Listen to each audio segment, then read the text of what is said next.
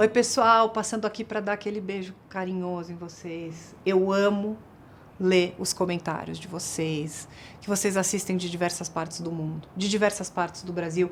Eu sei que muita gente pede para a gente fazer entrevistas remotas e achando talvez que isso mude nosso custo. Não é uma questão de custo, é uma questão de qualidade. A gente só fez entrevistas remotas quando o mundo fechou na pandemia. A gente preza muito pela qualidade do programa. Eu adoraria poder contar histórias da Holanda, do Espírito Santo, dos Estados Unidos, mas a gente não faz. Muda muito a qualidade uma chamada de vídeo e o presencial aqui no meu estúdio, na minha casa, porque a gente sente a emoção. Eu fico muito feliz pela confiança que as pessoas me dão em dar voz às histórias dela. A história que vocês vão ver a seguir é uma mãe que perdeu uma filha, uma história muito, muito dolorida. Até lendo a pauta eu me emocionei muito. E poder contar a história dessas pessoas, tocar o mundo dessas pessoas é uma coisa que me deixa muito, muito honrada. Bom, dito isso, se você mora em São Paulo ou pode vir gravar aqui, manda um e-mail para a gente no amarmaternidade@gmail.com, coloca o número do seu telefone e fica mais fácil assim para a gente entrar em contato. Essas histórias de maternidade, amor, resiliência, superação, e a gente fica muito feliz quando a gente recebe as histórias. A gente não consegue às vezes contar todas por diversos motivos, mas a gente ama e a gente tem uma equipe pequena, às vezes a gente não responde na hora. Se você também gosta de ver bastidores das gravações, interagir comigo, meu Instagram é @marianakupfer. Outra coisa que eu quero pedir, inscrevam-se no canal, é muito importante pra gente. Manda esse programa para suas amigas, para seus amigos, para o marido, para a sobrinha, para a tia, para a avó, para a sogra. É muito simples se inscrever, é só fazer um login e você tá inscrito. Gente, preparem os lencinhos, esse episódio ficou demais, eu tenho certeza que vocês vão se comover, se emocionar. Um beijo. Minha filha foi uma vitória desde o seu nascimento. Sempre foi uma menina sonhadora e amorosa. Tinha o sonho de trabalhar em um lugar onde ela acabou morrendo e ajudou a salvar vidas. Mas infelizmente a história dela foi diferente e sua missão foi muito curta por aqui. Hoje tentamos superar todos os dias a sua ausência, pois minha Vitória faz muita falta para nós. No Amar de hoje, a gente vai conversar com a Gilcilene, que é mãe do Lucas, de 17 anos, e da eterna Vitória, que infelizmente faleceu aos 22 anos após contrair uma infecção. Antes de realizar o sonho da maternidade, Gilcilene passou por 2 perdas gestacionais. A gravidez da Vitória foi de risco e por isso ela recebeu esse nome. Ela teve uma vida saudável e cheia de realizações, mas infelizmente a sua missão foi muito curta por aqui. Hoje a Gilcilene vai contar todos os detalhes da sua história de força e superação. Gil, muito obrigada por ter vindo até aqui. Obrigada, é muito precoce ainda tudo que aconteceu. Eu sei que você é muito fã do programa. Sim. E eu sempre acredito que de alguma forma o fato da gente estar aqui te ouvindo e tantas mães te assistindo e te mandando amor, de alguma forma acalenta o coração de vocês. Ajuda bastante. Você se casou aos 20 anos de idade. Foi. E logo depois vocês já se sentiram prontos para construir uma família. Até que você ficou grávida. Como é que foi esse primeiro positivo? Na realidade, eu testei positivo antes do casamento, né? Para gravidez. Eu engravidei, aí que eu casei. Quando eu descobri que estava grávida do primeiro neném, aí a gente já casou. E aí, quando você estava com 22 semanas de gravidez, você precisou ser internada. O que aconteceu? Eu estava em casa, aí eu comecei a sentir umas cólicas, né? Aí meu esposo já me levou para o hospital. Quando cheguei lá, eles falaram que eu já estava em trabalho de parto. E foi quando já me levaram lá pro quarto, me internou e o neném nasceu, 6 semanas. Só que esse hospital que eu tava não tinha recurso para colocar na incubadora, nem nada. A médica falou que ele já nasceu morto, né? 4 meses depois dessa perda, você teve uma surpresa super positiva. Você estava grávida de novo. Sim. Como é que foi essa segunda gestação? Então, na realidade foi inesperada, né? Porque eu também nem imaginava que eu ia engravidar tão rápido, porque eu fiquei com muito trauma. Coração apertado, né? Porque tinha 4 meses, tinha perdido um. Mas aí ficava feliz, com pensamento positivo. Só que quando eu estava com 3 meses também de gravidez, comecei a sentir as mesmas cólicas, as mesmas dores. Chegando lá, os médicos também já examinaram, falaram que não tinha mais jeito, que eu já estava tendo um aborto. Nossa. Aí que eles fizeram a curetagem, né? E obviamente você ficou muito triste, não tinha um diagnóstico, né? Você Não. jovem, com Foi. saúde. E você já tinha até desistido de tentar engravidar. Sim. Até que você conheceu um outro médico, te incentivou a fazer exames e descobrir o que estava acontecendo. E finalmente, Gil, você teve um diagnóstico. Foi. Que diagnóstico foi esse? Então, aí que esse médico, ele era um clínico geral, um senhorzinho que tinha perto da minha casa, lá um doutor, e ele conversando comigo assim, ele falou pra mim, né, ele falou, provavelmente você deve ter o útero retrovertido. Aí que ele me indicou pra ir no Hospital das Clínicas, que lá eles tinham tratamento pra essas coisas.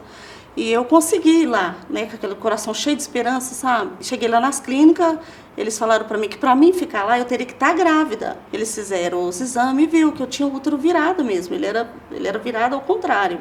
Então ele falou, o único tratamento que a gente pode fazer com você aqui é você estando grávida, porque aí a gente costura o útero, né, que é a cerclagem que eles falam, né. Então eu voltei para casa, mas eu voltei cheia de esperança, né, eu falei, então eu vou tentar de novo. E aí menos de um mês depois eu já descobri que estava grávida de novo. Como é que foi essa gestação? Daí quais cuidados você precisou ter? Aí foi muito cuidado, viu, Mariana, porque eles falaram, você tem que tentar segurar ela até 12 semanas, mas Deus me ajudou, eu consegui segurar até 12 semanas. Aí que eu fui para lá, para o Hospital das Clínicas, eles fizeram a cerclagem, né? Deram 2 pontinhos lá no colo do útero, né? E falou, ó, a gravidez inteira de repouso, é deitada com as pernas para cima, não podia nem ficar com a posição normal, tinha que ser almofada, sabe? E levando, e eu tinha que ir lá de 15 em 15 dias nas clínicas para fazer ultrassom. Tá, o pré-natal. Sim. Então, você acabou seguindo as ordens médicas, fez Sim, o teu repouso, foi fiz. lá fazer teu acompanhamento e você segurou a gestação até 35 semanas e finalmente a tua pequena Vitória estava a caminho.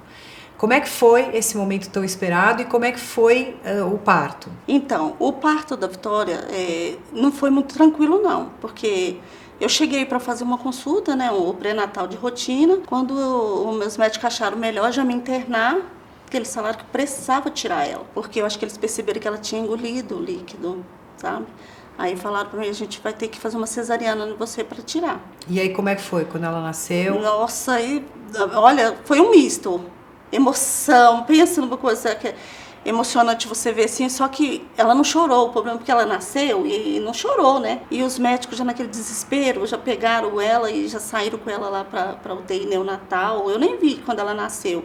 Então foi um misto de emoção. Ela ficou 2 meses na UTI, né? Sim, ficou. O que ela tinha? Eles falaram que é porque um dos pulmões dela não respirava, né? E ela precisava tomar umas medicação porque ela pegou uma infecção devido a ela ter engolido lá o líquido, né? Que ela ficou 2 meses na UTI até Foi. poder ter alta, Sim, né? com 2,4 kg. O tempo foi passando, ela foi crescendo, uma criança linda, inteligente. Sim. Quando ela fez 5 anos, vocês decidiram que vocês queriam ter outro bebê.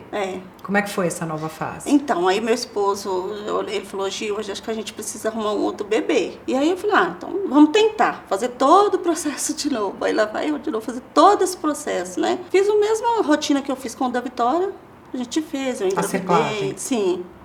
E aí veio o Lucas, nasceu um menininho. Ele já veio mais saudável. Não teve a intercorrência? Não, ele nasceu prematuro também, de 8 meses, só que ele já saiu no outro dia, ele saiu comigo do hospital. O tempo foi passando, teus filhos foram crescendo, a Vitória terminou o ensino médio Sim. e decidiu cursar enfermagem. E através do Enem ela conseguiu uma bolsa de 100% numa faculdade. Como é que foi esse período para ela? Nossa, ela estava muito realizada. Porque a Vitória era uma moça assim, Mari, eu costumo dizer assim que hoje eu vejo que a Vitória veio com uma missão. É uma menina assim que tudo que ela se propunha a fazer, ela conseguia. Ela entrou na faculdade com 18, só que quando ela fez 18 anos, o pai dela deu ela um carro de presente, ela já conseguiu tirar a carteira dela. Então foi muita coisa assim, muito rápida. Ela fazia todas as coisas rápida demais, entendeu? E ela ficou noiva também nesse período? Ficou. Aí ela conheceu o Marcelo. E aí eles começaram a namorar, até que ela levou ele lá em casa, a gente conheceu ele. E aí nós apaixonamos por ele, né? Porque... E ela ficou noiva. Um ano depois que a Vitória se formou, ela recebeu uma proposta de emprego num hospital em Diamantina, em Minas Gerais. Os teus pais e o seu irmão moram lá? Todos os meus irmãos. Todos os seus irmãos moram lá. E aí a sua filha acabou aceitando esse desafio, porque tinha a segurança da tua família. Como é que foi essa fase da vida dela? Então, na realidade, ela aceitou mais porque ela tinha se formado aqui já fazia 1 ano e ela não conseguia emprego aqui em São Paulo. E aí foi passando o tempo, acho que ela foi se sentindo assim meio, não sei se ela estava meio frustrada, pensando assim, nossa, eu estudei tanto, me esforcei tanto, e ela queria exercer a profissão. Então ela acabou aceitando esse emprego em Minas porque tinha também a segurança da tua família. Sim, lá. Ela ia estar lá perto deles e adquirir uma experiência, né? Bom, Gil, como você disse, ela era uma menina muito determinada, maravilhosa, realizava os sonhos dela, ia atrás das conquistas. Sim. 45 dias depois que ela mudou de cidade, voltando do trabalho, ela começou a passar muito mal e precisou ser levada ao mesmo hospital que ela trabalhava. O que aconteceu a partir daí, Gil? Ela chegou do trabalho, como todos os dias ela vinha, já passava na academia. Quando ela chegou na casa da minha mãe, aí ela começou a perceber que ela estava sentindo dor no corpo. Mas pelo fato dela estar recente na academia, acho que ela pensou, deve ser dor muscular. Então, na cabeça dela, essas dores eram devidas aos exercícios. Mas hoje eu acho que não. Eu acho que essas dores que ela estava questionando, talvez ela já estava com algum, sabe, assim... Uma covid, uma pneumonia. Só que aí essas dores foram se intensificando e ela foi no hospital, mas no hospital dessa cidade onde ela estava, não de Diamantina, porque os meus pais, eles moram numa cidade que chama Datas. É 30 quilômetros de Diamantina. Ah, ela estava morando com teus pais enquanto ela trabalhava. Ela viajava 35 quilômetros todo dia para ir para Diamantina para trabalhar. Tá. E aí, lá nessa cidade de Datas, tem um hospital. Chegando lá, os médicos olharam para ela e suspeitou que era dengue. Aí, medicaram ela com paracetamol, e isso era na quinta à noite. Aí falaram para ela, no domingo você volta para a gente fazer o exame. Só que ela voltou para casa e as dores continuaram, aquelas dores no corpo, né? Quando foi na sexta-feira, aí eu falei para ela, vai para o hospital, Vitória, porque pode ser que isso não seja dengue, igual eles ficam falando que é dengue, às vezes não é dengue, minha filha, volta lá no hospital. Aí que ela voltou no hospital, o médico olhou o pulmão dela, porque ela tinha asma. Eles olharam o pulmão, falou que não, que estava limpinho, que não tinha nada no pulmão e que ela ia tomar um soro, porque ela falou que até então ela começou já com vômitos. Colocaram ela lá na cama, no soro. Depois mandaram para casa de novo. E aí ela ainda pegou um atestado, porque no outro dia de manhã ela teria que ir para o hospital. Só que naquela noite da sexta-feira ela começou a passar muito mal, Mari. Muito mal. Só que a Vitória, ela não gostava de incomodar ninguém. Nem eu, mas o pai dela não incomodava muito assim, sabe? Eu acho que ela começou a passar tão mal de noite que eu não quis incomodar meus pais, que já são de idade. Quando foi de manhã cedo, que meu pai acordou, eles acordam muito cedo. Aí bateu na porta do quarto dela, perguntou como que ela tinha passado a noite. Ela falou, muito mal, vô. Quando ele viu ela naquele estado, assim, já fraca, porque ela não estava se alimentando, com muita dor, é que ele falou, vamos para Diamantina. Tá. Aí chamou meu irmão, pôs ela dentro do carro, foram para Diamantina, nesse mesmo hospital que ela trabalha. Aí quando chegou lá, eles já levaram ela direto para a CTI. E aí nesse momento, você decidiu ir de carro até lá com seu marido, 11 horas de estrada. Sim, foi nessa hora que nós saímos daqui, em São Paulo. Imagino a angústia na estrada. Como é que foi, assim, até o momento de vocês chegarem, né? Olha, eu falo para você que foi o pior momento da minha vida. Porque... imagina, seus irmãos me ligaram e falaram, ela está no CTI. Aí você pensa, nossa, eu tenho 11 horas de viagem para chegar até lá. E com meu esposo dirigindo o carro, na Fernão Dias ainda, né? Só que até então, eles começaram a esconder muito fato nosso. Eles ficavam falando que ela estava bem, que ela estava só fazendo exame. E eu conversava com ela pelo WhatsApp. Tá. Eu mandava mensagem, ela me respondia. Eu ainda falei para ela, Vitória, você está bem? Ela falou assim, mãe... Eu tô sentindo muita dor. Ela sentia essa dor no corpo? Dor no corpo. Ela falou, tô com muita dor no corpo, minhas costas estão doendo, que hoje eu penso que possa ser do pulmão. Aí ela falou, eu tô aqui, eles já estão me medicando e eles acharam melhor me colocar no oxigênio. E nesse meio tempo, a gente indo, né? Só que lá, eles já estavam entubando ela. Lá no hospital, mas meus irmãos não falavam para nós que ela estava entubada, porque se falasse, acho que eles imaginaram, se eu falar para o pai e para a mãe que ela está entubada, corre o risco da gente até, nossa, imagina, né? Foi a hora que mas eu percebi que tinha alguma coisa errada, Mari, porque eles pararam, ela parou do nada de falar comigo. Nessa hora aí, acho que já estava dando mais ou menos umas 5h30, 6 horas da tarde, foi quando ela parou de falar com a gente. E hoje, meus irmãos falam para mim que foi nessa hora que eles entubaram ela. Bom, depois de muitas horas vocês chegaram. Você e seu marido lá em Diamantina, no hospital. Sim. Naquele momento que vocês chegaram, qual era o diagnóstico dela e o estado geral dela, Gil? Nossa, eu vou te falar assim que nós chegamos, era 1h30 da manhã. Eu já imaginando que ela estava entubada, porque ela já tinha parado de falar comigo. né? E eu cheguei e já vi a recepção inteira, meus irmãos na recepção. E os enfermeiros, sabe, eles olhavam pra gente assim, com aquele olhar assim, que eu imaginei o pior. Eu falei, ela já deve estar, né, muito mal. Quando nós chegamos lá, que eu me deparei com a Vitória, naquela situação, aí as minhas pernas fraquejou, eu não sabia se eu saía correndo dali, se eu chegava perto, porque eu vi ela cheia de aparelhos, mas eram muitos aparelhos, Mari. Era, sabe, assim, não era só um aparelhinho, eram vários. Ela entubada, de fralda. Aí foi quando eu entrei no quarto, assim, meu esposo já desabou, porque ele sempre, assim, eu digo que eu ainda sou um pouco mais forte que ele, sabe? Porque ele não aguentou, aí ele desabou. Uma menina de 22 anos, cheia de vida, aí você... Já fazia 2 meses que a gente não via ela, quando veio ver naquela situação, sabe? Gil, vocês sabiam, como você está narrando agora, que o quadro dela não era bom, mas vocês estavam ali tentando ser fortes. O noivo também estava a caminho, vocês foram buscá-lo na rodoviária. Sim. Quando vocês voltaram, vocês levaram um susto, porque o estado dela tinha se agravado. O que aconteceu a partir daí, Gil? Então, porque na hora que nós chegamos, a gente ainda ficou com ela lá e a minha cunhada, ela é enfermeira desse mesmo hospital. Tá bom. E ela estava com a Vitória o tempo todo. Aí ela falou para mim assim, Gil, a Vitória abriu o olho, um pouquinho antes de você chegar, a Vitória abriu o olho. E eu falei para ela que vocês tinham acabado de chegar, que estava na portaria. E aí nós ficamos lá o tempo todo, e nisso, quando o noivo já estava a caminho, ele ia de ônibus até Belo Horizonte. E de Belo Horizonte em Diamantina são 3h30 de viagem. Aí eu falei, mesmo ela lá entubada, sedada, os médicos falaram, pode conversar com ela, porque ela vai te escutar. E foi na hora que eu falei para ela, Vitória, eu vou até Belo Horizonte buscar o Marcelo, filha. A gente vai lá para buscar ele, que ele tá vindo te ver. Na hora que eu falei assim, Mari, eu tive a impressão que ela realmente escutou. Se ela escutou mesmo, eu não sei, mas...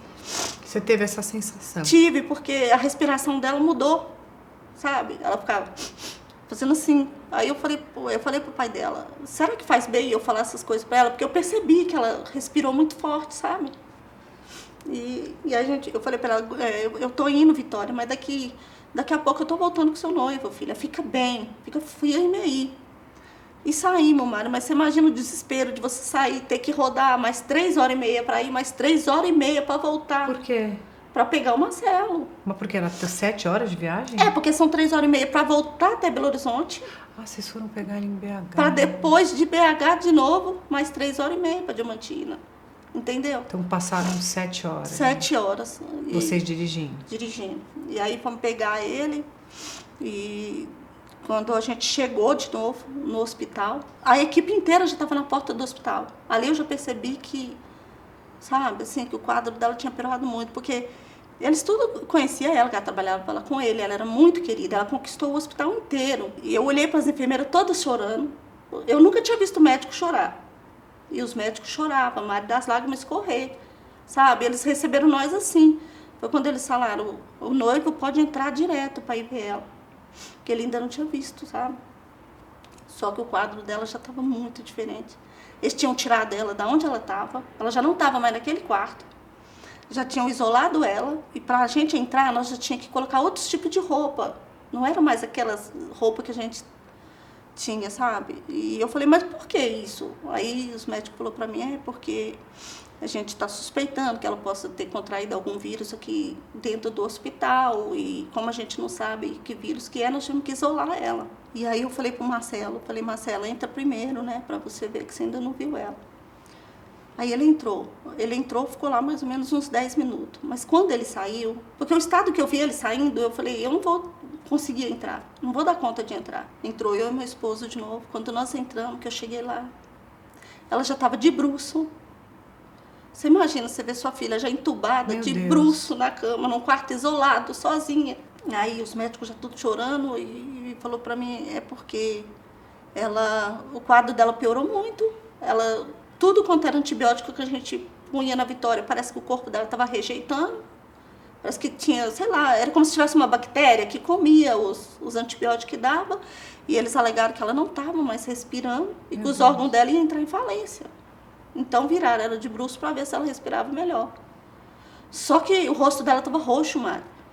Quando eu entrei, que eu vi ela deitada de bruço, o rosto dela já não tinha cor, era roxo, totalmente roxo. Aí eu percebi que ela já não devia estar mais ali, porque não tinha condições, a boca sangrando e ela roxa daquele jeito, sabe? Aí eu não aguentei ficar lá. Hoje eu me arrependo, né? Mas eu não aguentei. Eu falei, eu quero sair daqui. Eu gritava, eu quero sair daqui. Aí eu saí, fui para uma sala, assim, na recepção do hospital, gritando, desesperada, de ver ela daquele jeito. Foi quando eu falei pro meu esposo, eu preciso ir embora para Datas, que era a casa da minha mãe, porque eu não vou aguentar ver Vitória aqui nessa situação. E eu estava muito cansada também da viagem, sabe? De 7 horas de viagem. Quando eu entrei no carro para ir embora, acho que nesse meio período ela tinha dado 5 paradas cardíacas. Meu Deus. E os médicos tentando entrar em contato com nós para nós voltar. Só que não conseguia, porque a gente já estava na rodovia e o celular não tinha sinal, né? Eu cheguei na casa da minha mãe, na hora que eu abri a porta, eu já vi meu pai em desespero, no telefone com a minha irmã, e eu escutei ele falando, é para eles voltarem? Aí nessa hora eu já sabia que ela tinha morrido. Aí, nossa, o Maurício desabou, ele desabou no sofá, e ele falava, eu não vou para o hospital, ninguém me tira daqui. Acho que na cabeça dele, se ele não fosse, ele não ia ver aquela cena, né? Ai, meu Deus. E foi aí que a minha irmã falou, vamos, eu vou com você precisa ir, ou o pai ou a mãe tem que ir. Voltei para trás com a minha irmã. E o noivo foi junto comigo, né, Marcelo? Aí quando nós chegamos lá, todo mundo chorando já, assim. Eles não precisaram falar para mim que ela tinha morrido, porque é só de ver todo mundo em pronto, né? E aí eu já cheguei e falei, ela morreu, né? E eles só balançaram a cabeça que ela tinha morrido. E o enfermeiro já veio me abraçando e falando para mim assim, ela só estava esperando vocês retornar com o noivo. A hora que você entrou aqui com o noivo dela, e depois que você saiu da sala, ela deu 5 paradas cardíacas. A gente tentou reanimar ela, mas não conseguimos reanimar, não. E foi nessa hora, Mara, que eles falaram assim, se vocês quiserem despedir da Vitória, vocês vão ter que entrar. Porque nós vamos lacrar o caixão, porque eles não sabiam o que tinha causado, sabe? Meus irmãos me segurando, cada um pelo braço, e eu gritava, eu desabei. Assim. Gil, nossa, eu sinto muito, eu sinto tanto. Nada do que eu falar, do que eu fizer, mas assim, eu tenho muito privilégio de poder dar voz para vocês, e eu sei que uma história de uma mãe que está aqui ajuda a outra, que ajuda a outra. Nada do que eu falar, do que eu fizer, foge muito isso da nossa compreensão, não devia nem ser possível isso. Você tem o Lucas, né, o teu outro filho, como é que foi para dar essa notícia? Ele ficou em São Paulo? Ele ficou aqui, tem uma irmã minha que ela mora aqui, é só essa irmã minha que mora aqui em São Paulo. E ele ficou aqui com ela. E nessa hora, ninguém queria ligar para ele para dar notícia, porque ele tem epilepsia, sabe? Todo mundo ficou com medo. Aí que essa minha irmã ligou para ele e falou assim, nem falou que ela tinha falecido, só falou, Lucas, eu vou passar aí na sua casa, arruma uma mochila, coloca umas roupas suas, pega seu documento que eu vou passar aí pra gente ir pra Minas. Sua mãe quer que você vá agora comigo pra Minas. E ele acho que já estava mais ou menos com ele, falou, não vou não, eu não vou pra Minas. Aí ela falou, não, Lucas, você tem que ir, que a Vitória quer te ver.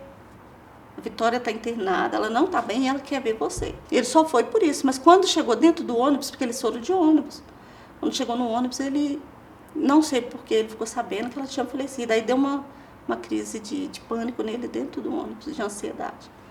E a minha irmã, sem saber como agir com ele dentro de um ônibus, e o motorista até queria parar, tudo, sabe? E elas lá lutando com ele, foi que eles acabaram de chegar, mas não foi fácil, não. Até hoje não está sendo fácil para ele. Porque Vitória era... Faz 4 meses, né? Sim, como dia 17, agora vai fazer 5 meses. Como é que você e teu marido estão... Eu costumo dizer que quem está me dando força mesmo é Deus, sabe? Mária, e você tem muitos irmãos, tem teus pais que são vivos, né? Sim, que também me dá força demais, sabe? Eu tenho 8 irmãos. Você ficou em Minas mais tempo com eles? Fiquei. Ou você voltou para São Paulo? Não, eu fiquei, depois que ela faleceu, eu fiquei 2 semanas, aí vim embora para São Paulo, aí depois disso eu voltei para lá, fiquei lá quase um mês com a minha família, sabe? Porque ela tá enterrada lá, né? E foi o que me dá mais força, porque aí eu tô com a minha mãe, com meu pai, com os meus irmãos. Mas o meu esposo... Pensa, está sendo muito difícil para ele, muito difícil. Não tem uma forma, não tem tempo, não tem prazo, não tem regra, né? Porque... E ele era um pai muito presente com ela. Como ele mesmo fala, era a primogênita dele. E a gente viu ela ali com aquele sofrimento para sobreviver quando nasceu. Aí depois você vê a sua filha perfeitamente, crescendo saudável, nunca internou, nunca passou no médico a vida inteira. Quando foi para o médico, foi para morrer. No mesmo hospital que ela estava realizando o sonho de trabalhar. E uma semana antes dela adoecer, ela tinha cuidado de uma criança lá. Uma criança de 4 anos. E essa criança morreu com os mesmos sintomas que ela. Nossa.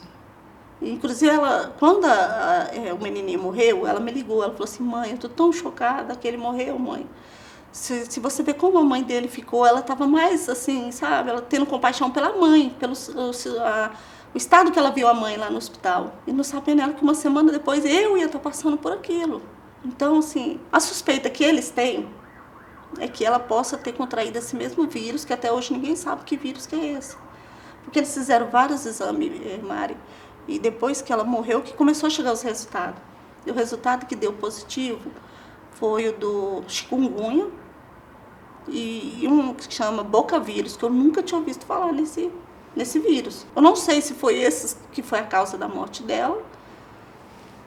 Sinceramente, eu não sei te dizer. Eu sei que, olha, se não fosse Deus na minha vida, eu não estava de pé mais não, porque não é fácil, sabe? E aí eu tenho que lutar para manter minha família de pé, porque eu tenho outro filho para cuidar, você entendeu?